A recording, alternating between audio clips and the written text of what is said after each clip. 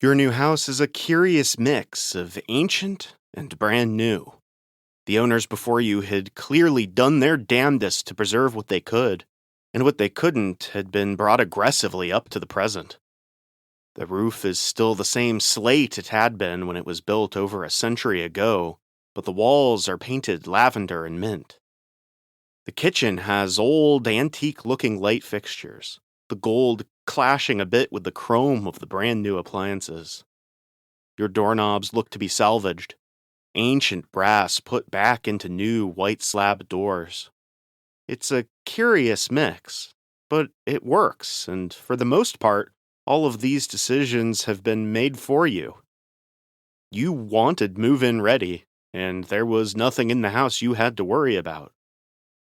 The outside, though, was another matter. Your house came with an ancient carriage house in the yard. Country relaxed regulations meant that there was no rush for you to do anything with it, and from the looks of it, all of the previous owners had decided against making any decisions. It was starting to decay, but not enough to be a true eyesore. The paint was peeling, but the wood had not yet rotted. The windows were cracked in a few spots, but still doing their job. The inside had been cleared of any stables and turned into a hangout spot, but even that upgrade was ancient. There was a makeshift bar and 3 wooden tables with the chairs all mismatched, but clearly antique and lovely. You knew you needed to make a decision, either restore what you could or gut and renovate. But part of you wanted to just leave it be, like everyone before you had. The decision is made for you late one night, though, when you spot lights and hear some kind of party happening inside.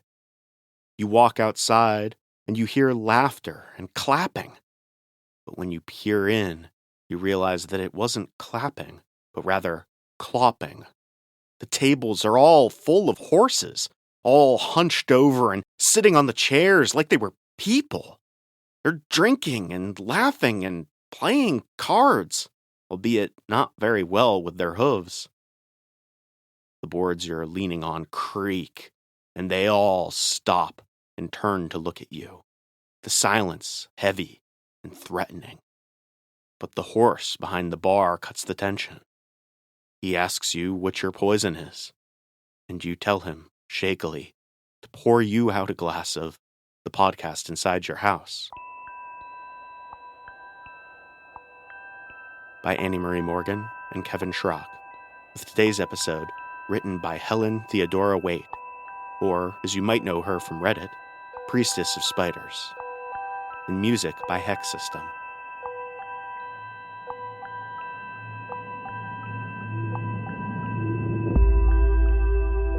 Season 2, Episode 19, The Worst Horse.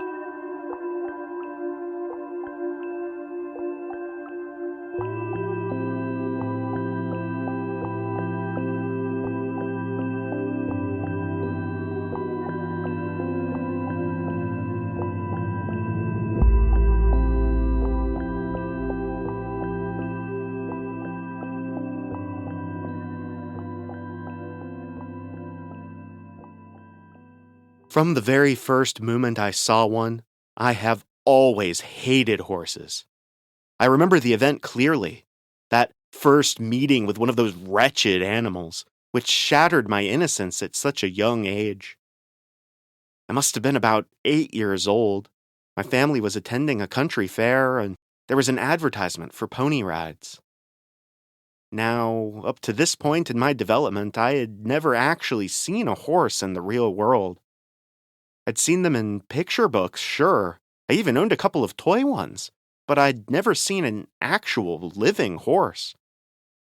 The shock of beholding the actual animal itself was a viscerally disturbing experience. Everything about it was just wrong.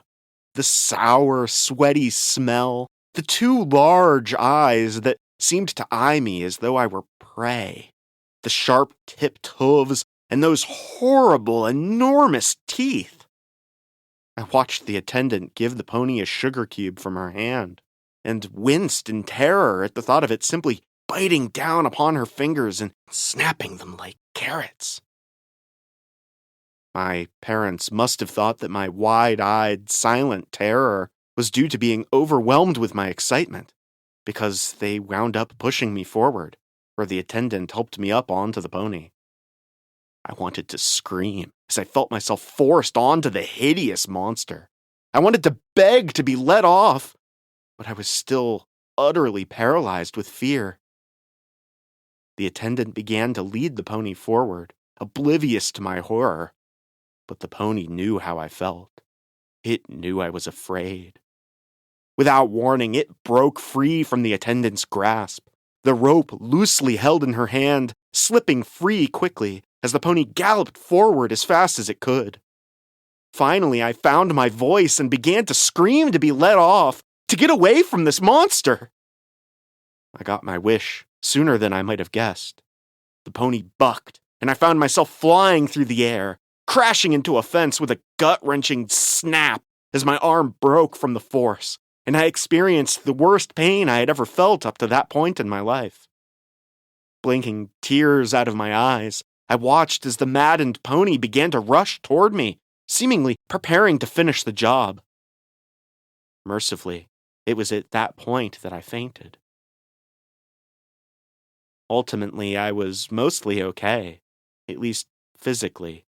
There was no lasting damage, as it was a clean break which healed up nicely. The otherwise incompetent attendant successfully managed to keep the pony from ramming into me just in the nick of time. Emotionally, however, I would never be quite the same again. It was the first time in my entire life that I was actually genuinely afraid of dying, and that changes you. My parents never believed me when I told them that I knew I hated horses from the instant I saw the pony. They always assume that it is simply a false memory, that I was projecting my trauma backwards. But I know the truth. From the very moment I looked at that disgusting animal, I knew that there was something terribly wrong with horses. All of this was decades ago, of course. I'm an adult now. More than that, in fact, I'm retired. A senior citizen, as they say. I suppose people have started to get offended by the term old woman. My parents are long since dead and buried, and in all honesty, I'm very likely to soon join them. Perhaps sooner than I deserve. My home out in the country isn't especially large, nor especially extravagant. And until now, it has served its ultimate purpose quite well. To be somewhere cheap where I can live out the rest of my days in relative comfort. It's a simple old farmhouse, small but with 2 stories, in good repair and relatively easy to maintain even at my age. The major downside is that it's fairly isolated from the rest of the world, surrounded by fields as far as the eye can see. But up until recently, that had felt more like a blessing than a curse. Now, however, I long to be in the city, surrounded by concrete and people, far, far away from this place. All because of the horse. I cannot help but to capitalize the word when I refer to this animal, for it is surely the purest and most hateful representative of its kind. It is a horse to surpass all other horses, the most foul and despicable member of a species characterized by foulness and despicability. It is, to put it quite simply, the worst horse. My first encounter with the worst horse was a few weeks ago now, I think. Perhaps a month, though I must admit I'm unsure of the exact date. I was hanging up some clothes to dry, and I recall it was a fairly pleasant sunny day. Or at least it was until the exact moment I saw the horse. Almost instantly, the wind seemed to pick up, rustling the tall grass and putting a chill in my bones. A cloud passed over the sun, darkening the sky faintly as I stared at the creature across the field. It was staring back at me. Living out in the country, it's not entirely rare to see the occasional horse. It's simply an unfortunate fact of life, and as much as I despise the creatures, it's not within my power to criminalize the act of riding one. However, it's considerably less common to see one unbridled and unmounted standing utterly still and staring at you with assuredly malicious intent. I was obviously deeply uncomfortable and found myself paralyzed, as if I were once again the frightened little girl confronted by that fairground pony.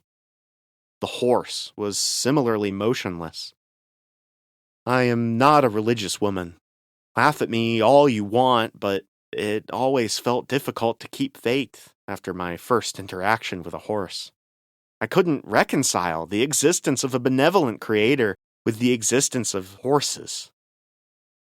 In that moment, however, I wished I had something to pray to. At first, I couldn't tell quite what was causing such an extreme reaction. It was a shock, to be sure, but I'm a grown woman, not a scared child. I shouldn't be reduced to a quivering state from the mere sight of my phobia hundreds of feet away. It took me a few moments to realize that it was the horse's eyes that had disturbed me.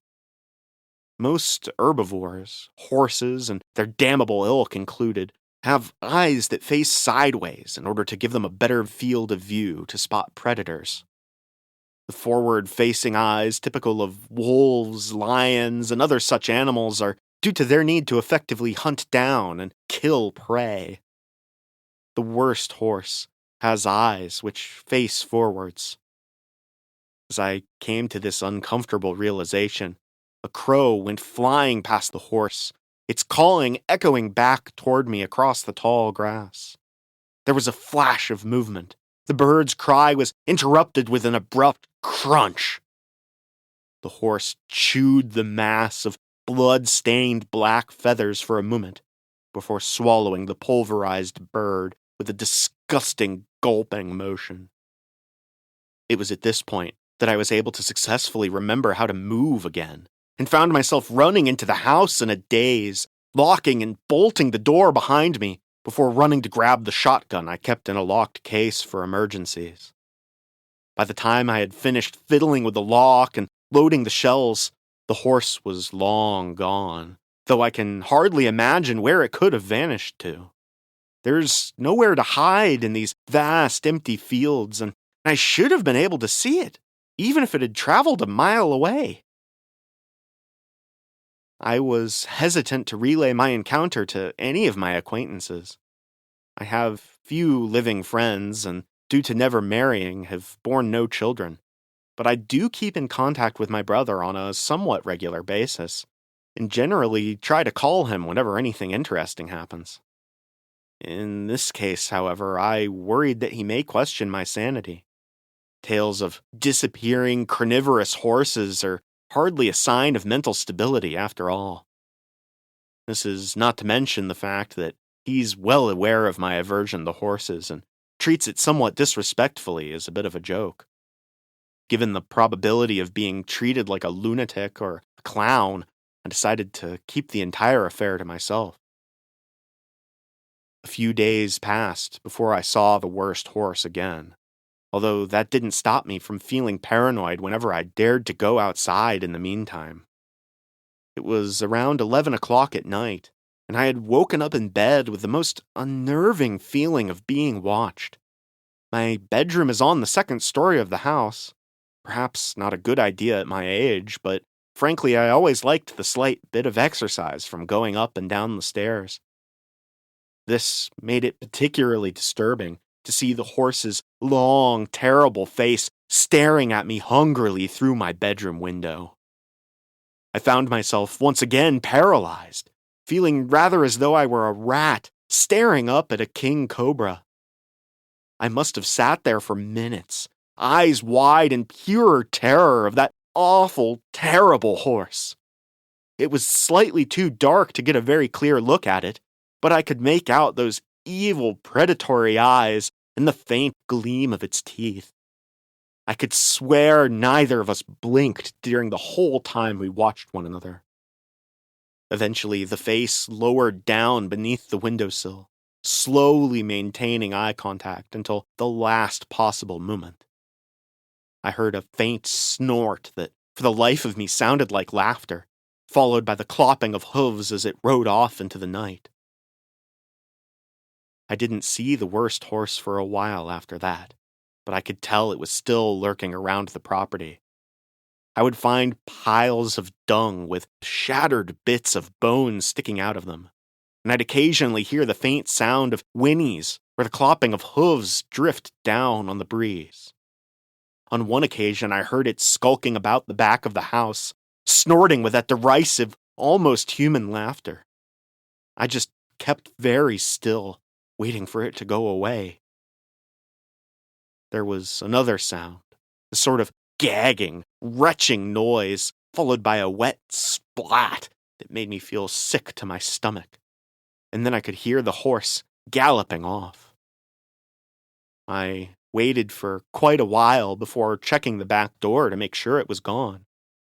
When I did, cautiously creaking open the door ever so slowly, I found a pile of hundreds of faintly yellowed horse teeth on the back porch, covered in a thick, translucent slime. I put on some disposable rubber gloves and tossed them all into the garbage. I took to leaving the gun case unlocked, and would frequently wander around the house with the loaded shotgun in my hands. I didn't leave the house very often at all anymore. I was always just waiting and listening for that infernal horse to come back. I still didn't tell my brother. This was just something that I felt I had to deal with on my own. It was 3 days ago that I woke up in the middle of the night to loud, thumping hoofbeats, as if the horse was trying to break down the walls. This time, I was prepared. I had fallen asleep with the shotgun leaning upon the wall by the bed, and I was fully ready to use it. I had taken to sleeping fully clothed, so after putting on my shoes, I marched outside, looking for any sign of that awful, terrible, wretched horse. I found it. It stood atop the house, silhouetted against the full moon, staring down at me with those ghastly, forward-facing eyes. This was the first time I'd seen the worst horse up close and clearly, and it was so much worse than I could ever have imagined. It opened its jaws in a wide yawn, revealing rows upon rows of blunted, huge teeth, seeming to occupy almost the entirety of its mouth. Its fur was covered in the thick, frothy sweat typical of horses, but it seemed slightly yellow in color and gave off a noxious steam in the night air, as if it were some sort of acid. The worst part, however, were the legs. Did you know that horse legs are, anatomically speaking, toes? The reason there's but a single hoof is because that is its toenail. There's a medical condition called polydactyly, in which one possesses additional fingers or toes. In horses, this typically results in additional, smaller hooves sticking out at odd angles from the rest of the leg. In the case of the worst horse, however, it just meant that it had multiple, stunted, twisted limbs branching out from where they ought not be. Some just twitching faintly, others sprawled against the roof of the house like some sort of horrible spider. I wanted to kill it. I wanted to unload 2 barrels of hot lead into the thing's disgusting, horrific form, to end this nightmare and allow me to live out the rest of my life in peace. I raised the gun to my shoulder and took aim, lining up both barrels to the horse's general direction as best as I could with my shaking arms. The horse took a step closer, still staring, daring me to act, daring me to pull both triggers. I couldn't do it. I couldn't will my fingers to move. It was as if I was a statue. My mind screamed at me over and over again, overwhelmed with hate and fear, shrieking out, "Kill it! Kill it! Kill it!" But no matter how hard I tried, I couldn't do anything. The horse whinnied with cruel, inhuman laughter before scuttling off the roof and galloping away, the echoes of its foul giggling fading into the night. I fell to the ground on my hands and knees, and I began to sob. As soon as it was morning, I went to go call my brother, to tell him everything that had happened, and to beg him to let me stay with him and get away from this awful place and the worst horse. I didn't care if he laughed at me. I didn't care if he tried to get me institutionalized. I just wanted to be out of this place. I dialed his phone number, but nothing happened. There wasn't so much as a dial tone. I tried again and again and again. The phone line had been disconnected. Something had cut the wire. I was certain that if I ran outside to check, I would find that it had been severed with a set of far too many blunt, equine teeth. I decided to simply drive down to the city, to get a hotel and to call my brother from there. I packed a small bag and was about to get in the car when I noticed how low it was sitting upon the driveway. I inspected closer to find that each and every tire was completely flat, as though they had been kicked repeatedly by sharp, stiff hooves. I was stranded. I'm trapped here. I don't know why I've been writing this all down. In all likelihood, none of this will ever be read. I suppose I just want to get it out of my head, to set everything down on paper, to organize my thoughts. The worst horse has been circling the house for a while now, day and night, just running around it in circles and whinnying. At first, it was perhaps 100 yards away, but it's been getting progressively closer and closer, spiraling in toward the house. I keep the shotgun with me at all times now, though I'm not sure if I intend to use it to fend off my tormentor, or in case I prefer an easy way out, rather than being left to the mercy of its sharpened hooves and rows of blunt teeth. I wrote earlier that I didn't believe in God, but that's not entirely true anymore. I think that the worst horse is God, and I know in my heart of hearts that it hates me just as much as I hate it. The above note was recovered from the home of Gladys Rosewood in the summer of 1990 after a wellness check was called for by her brother, Stephen Rosewood. Police found that her home appeared to have been broken into, with a door smashed in and significant signs of struggle within the house itself. A double-barreled hunting shotgun was found on the premises, one shell fired, and pellets of buckshot were found embedded in a wall nearby. There was no sign of Mrs. Rosewood anywhere on the property, and it's unclear where she could have gone. Most curiously, dozens of muddy hoofprints were found throughout the premises, including on the walls and the ceiling. Further investigation has failed to locate Mrs. Rosewood, and due to the absence of any additional evidence, the case is considered cold, and she has been declared dead in absentia.